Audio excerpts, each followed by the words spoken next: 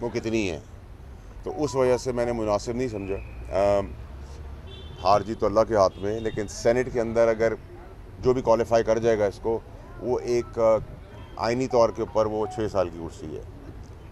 अच्छा फैसल भाई, ये बता दें कि आपने मतलब साबिक हमारे जो चीफ हैं उन्होंने ऐलान किया था कि जी सियासत पे अब बिल्कुल सर नहीं लेंगे, तो अभी जो मौजूदा हुकूमत में बिल्कुल उनका सियासी कोई किरदार है या नहीं कुछ, या अभी भी उनमें सियासत में इन्वॉल्व है? सर यहाँ स्टैब्लिश, यहाँ चीफ जस्टिस भी होते हैं। आप कौन से चीफ की बात करें? आप भी चीफ हैं, मैं भी चीफ हूँ।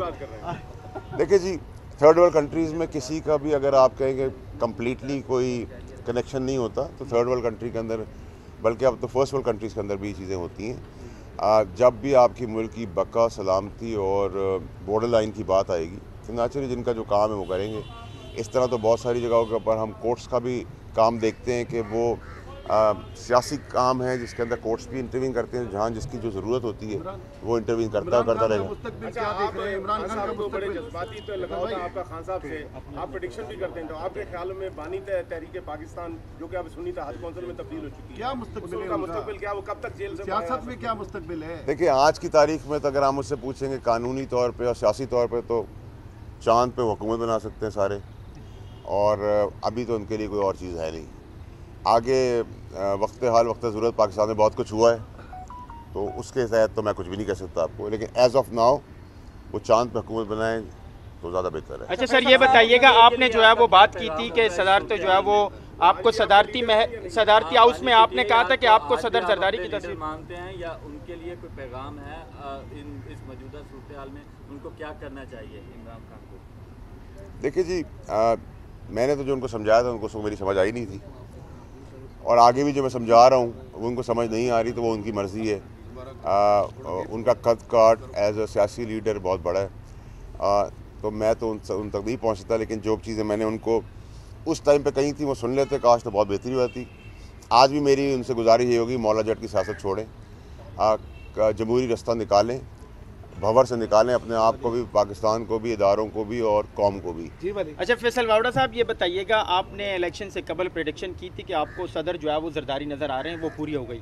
अब ये बताइएगा, चेयरमैन सेनेट आपको कौन बनता हुआ नज़र आ रहा है? काकड़ साहब दोबारा बन सकते हैं? और साथ ही ये बताइएगा, अली अमीन गंडापुर साहब इस वक्त जो है वो KPK में वज़ीर आला है, तो आपको क्या लगता है जिस तरीके से उनकी जानिब से स्टेटमेंट आ रहे हैं, क्या वो अपनी जो है वो मुद्दत KPK में पूरी कर पाएंगे? नहीं, ना वो अपनी मुद्दत पूरी कर पाएंगे। परेशानियों का टाइम रमज़ान के बाद उनके लिए शुरू हो जाएगा।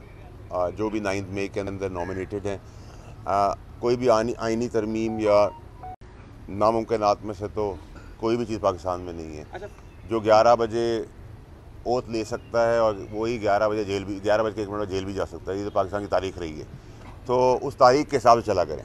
अच्छा, ये बताएं कि आप जैसे किसी पार्टी से बिलोंग भी नहीं करते, तो क्या सिंध में ये इम्कान मौजूद है कि सेनेट के इलेक्शन के दौरान खरीदो फरोख्त भी हो सकती है? देखिए, ख़रीदो फरोख्त तो हमेशा पाकिस्तान के अंदर, चाहे वो जनरल इलेक्शन हों या ज़मीनी इलेक्शन हो या ये इलेक्शन हो, ये तो नॉर्म रहा है। तो आज मैं आपको इस पे आके नहीं कह सकता डाइस के अंदर कि आज पाकिस्तान में दूध की नहरें बांध दी हैं और आइन और कानून के हिसाब से सब चीज़ चल रही हैं। ये तो पाकिस्तान की बदकिस्मती है कि हमारी डेमोक्रेसी शायद उस हद तक इसलिए भी नहीं पहुंची कि हमें 100 साल नहीं हुए। जिन मुल्कों को 100 साल कवर हो गए उनमें डेमोक्रेसी बेहतर है, हमें 100 साल से थोड़ा टाइम बीता दूर है, हम तो शायद जो लकूने हैं वो टाइमली ठीक होंगे। अच्छा फैसल साहब, ये बताएं कि पाकिस्तान पीपल्स पार्टी कितनी देर तक मुस्लिम लीग के साथ रहेगी? 1 साल, 1.5 साल?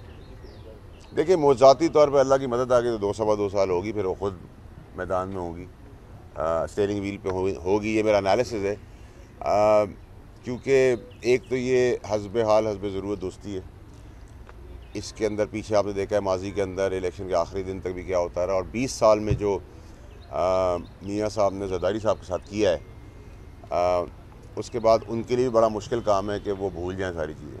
तो ये बेहयाई और बेशर्मी की सियासत हमने हमेशा की है पाकिस्तान के अंदर, तो वही अब चल रही है, आगे भी देखते कब तक चलेगी। फैसल साहब, ये बता दें, जिस पार्टी से आप बिलोंग करते थे, आप उससे थोड़ा दूर है, जो लोग उस पार्टी को छोड़कर गए थे वो भी वापसी के लिए रास्ते देख रहे हैं, आप भी उस पार्टी की तरफ आएंगे या किसी और पार्टी को? देखिए तालिब भाई, पार्टी बनाएंगे? मैंने तो ना, मुझे तो पार्टी से निकाला गया था सच बात करने के लिए, ठीक बात करने के लिए, खान साहब को इस भंवर से बचाने के लिए मुझे निकाला गया था, और मैं उस वक्त निकला था जब पाकिस्तान तहरीक इंसाफ आसमान पे थी और ख़ान साहब का कद काट चांद पर था। तो मैं तो बहुत पीक पे जब थे तब निकाला गया, जो बाकी वक्ती बटेरे जो आज अपनी दास्तानें सुना रहे हैं, किससे कहानियाँ कर रहे हैं आवाम के आगे कि हमें ये हो गया तो हमें ये इस तरह किया तो हम मजबूर हो गए, तो बेशर्म बेहयाओं को इतनी हया होनी चाहिए कि जैसे मैंने अहल होने के बाद सीट पे रिज़ाइन किया, किसी का बाप भी मुझसे रिज़ाइन नहीं करवा सकता था। आपको पता है अभी भी जो पीटीआई के टिकट पे बैठे हुए हैं और पीटीआई की जड़ें भी काट रहे हैं, उनके ख़िलाफ़ बयान भी दे के बैठे हैं,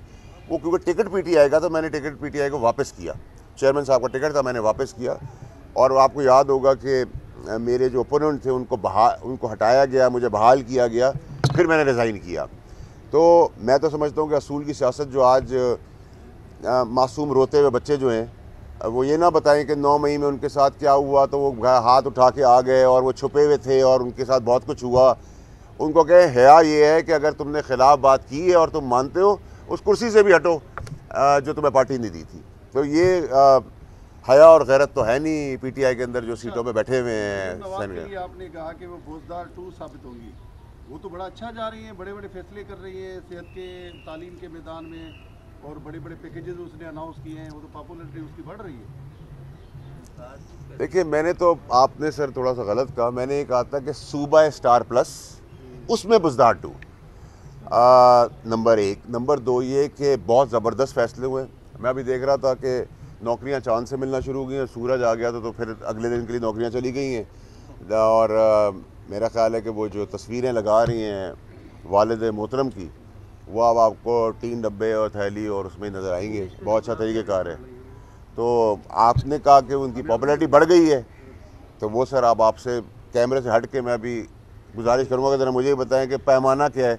अगर उनका ग्राफ बढ़ गया तो फिर तो मैं आसमान फाड़ रहा हूँ। साहब ये बताइएगा कि जीएचक्यू में तमाम तर जो है वो, एक मिनट, जीएचक्यू में तमाम तर जो सियासी कायदीन है उनको बुलाया गया था, बशमूल मियाँ साहब भी, वो भी जीएचक्यू गए थे और गिलगित बल्तिस्तान के इशूज़ पर जो है वो उन्हें ब्रीफिंग दी गई है। आप क्या समझते हैं कि सियासी जितने भी कायदीन हैं उनको जीएचक्यू में जाकर फैसले करने चाहिए या पार्लियामान के अंदर फैसले करने चाहिए? मैं आपको नंबर देता हूँ DG ISPR का, आप उनसे रुजू करें, वो आपका फौजी सारे सवाल करेंगे। मैं तो मजाज नहीं रखता कि जवाब दे सकूँ। एक बार मुलाकात हुई थी जरदारी साहब के साथ, एक दफ़ा नहीं, आपने रिपोर्ट एक दफ़ा की, कोई तस्वीर एक दफ़ा बाहर आई, 100 दफ़ा हो चुकी है। बिल्कुल होगी। अच्छा ये बताएं कि भाई मैं जरदारी साहब का बेटा बनाऊं तो एक दफ़ा तो नहीं मुलाकात करूंगा ना, 100 से लेके 1000 दफ़ा करूंगा। ये बताएं कि आसिफ अली जरदारी साहब आपकी जो 100 मुलाकातें हुई और आपने कहा कि इससे तो बेटा नहीं हुआ, क्या आसिफ अली जरदारी साहब ने आपको पाकिस्तान पीपल्स पार्टी ज्वाइन करने की ऑफर की है, हाँ या नहीं? रोजे में हो, सच्ची बताना, हाँ या नहीं? देखिए मेरी अभी उम्र ऐसी है कि अभी अगर मैं 2, 4 और 5, 10 शादियां भी करना चाहूँ तो उसके लिए हाँ होगी। हाँ। तो इसी तरह जब तक मेरी उम्र है, जब तक तेज़ी चल रही है अल्लाह की तरफ से, उनकी तरफ हो या कोई और पार्टी हो, मैं भी उनको वेलकम कर सकता हूँ और वो भी मुझे वेलकम कर सकते हैं। तो जैसे रिश्ते का एक एज होती है ना, वैसे सियासत की भी एक होती है। तो मेरी एज अभी काफ़ी है उसके अंदर। वेलकम करेंगे अभी तो मैंने घर में किया था, आपने दिल में किया है। और कुछ सवाल? आपने जब आप पीटीआई में थे शुरू में, तो उस वक्त आपने ये कहा था कि बैरून मुल्क से लोग यहाँ नौकरियाँ करते हैं। हाँ, मैंने एक गलती की है सिर्फ सियासत के अंदर, वही मैंने माजरत भी कर ली थी। अब मैं कह रहा हूँ सब बैरून मुल्क सियासतदान भी चले जाएंगे। अच्छा, ये चांद का बार आप जिक्र करते हैं, चांद में तो रहने जैसी कोई चीज़ ही नहीं आपसी। देखिए मेरी वालदा इस दुनिया में नहीं रही, वो हमेशा मुझे कहती थी मेरा बेटा चांद जैसा लगता है, तो मुझे याद आती है उनकी बात।